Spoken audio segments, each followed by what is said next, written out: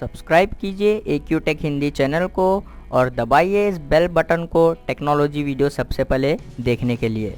Hello friends, welcome back to my channel. दोस्तों आज की इस वीडियो में मैं आपको बताने वाला हूं दोस्तों, अगर आपके पास भी प्ले स्टोर में ये एरर आ रहा है DFDLA 15, तो इस एरर को कैसे रिमूव करना है अपने एंड्रॉयड फ़ोन में से, तो आज मैं आपको बताऊंगा। दोस्तों बहुत ही सिंपल स्टेप्स है। आपको जो है सबसे पहले अपने एंड्रॉयड फ़ोन की सेटिंग में जाना है। उसके बाद दोस्तों आपको जो है यहाँ पर इंस्टॉल्ड ऐप के ऊपर क्लिक करना है। फिर दोस्तों आपको जो है यहाँ पर फाइंड आउट करना है गूगल प्ले स्टोर।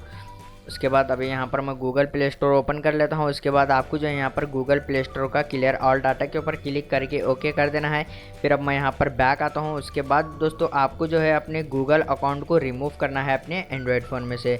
जैसे कि अभी यहाँ पर ये जो गूगल अकाउंट है मेरा, तो आपको जो है यहाँ पर क्लिक करने के बाद जो है रिमूव अकाउंट के ऊपर क्लिक कर देना है।